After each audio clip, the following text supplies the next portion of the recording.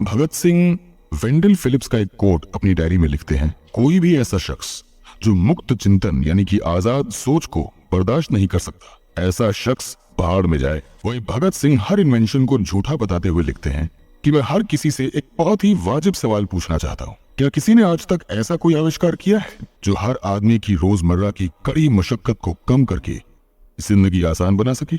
मैं हर शख्स की बात कर रहा हूँ, जिसमें मजदूर भी शामिल है और राजा भी। भगत सिंह आजादी टाइटल के साथ अपनी जेल डायरी में एक कविता लिखते हैं, तुम इतलाते हो कि तुम आजाद हो और बहादुर पुरखों की औलाद हो, पर अगर लेता है एक भी सांस गुलाम है इस धरती पर, तो क्या सचमुच तुम आजाद हो?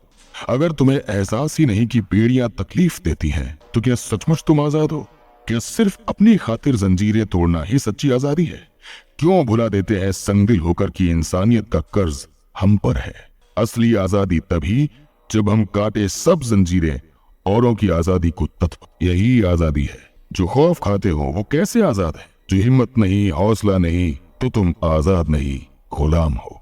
आजादी पर इस कविता के साथ साथ भगत सिंह मैक्सिम गोर्की की एक लाइन भी लिखते हैं, इस धरती पर वो आदमी सबसे ज्यादा घृणा के योग्य है जो भीख देता है, और वो भी जो भीख लेता है। भीख देना और लेना दोनों ही बुजदिली का काम है। इस दुनिया में ऐसा कोई नहीं जो 2 वक्त की रोटी ना कमा सके। भगत सिंह आजादी और स्वतंत्रता पर लिखते हैं कि वो युवा जो फांसी के फंदे पर झूल गया, शहीद हो खुद को ही भूल गया, वो आजाद है, वो पवित्र है और मृत्यु से भी परे है, और तुम उसे चुनौती दे ही नहीं सकते। आजादी पर मरने वाले शख्स जमीन में दफन नहीं होते, और जो दफन होते भी हैं तो मुक्ति का बीज बनाकर फिर से बोते हैं।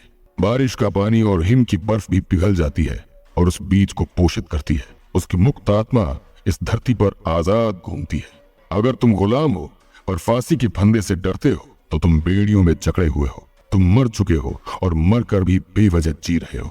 भगत सिंह पूछते हैं, क्या तुम जानते हो कि शहीद कौन है? शहीद वो है जो अपने जैसे ही कुछ लोगों के अत्याचार का विरोध करते हुए, अपनी जान खतरे में डालते हुए अपनी जिंदगी कुर्बान कर देता है। वो अन्याय और अत्याचार के सामने झुककर संत की उपाधि नहीं लेता, बल्कि विरोध करके अपनी जिंदगी भी नष्ट कर देता है। वो शहीद है और उसकी जिंदगी हर पाप से मुक्त है।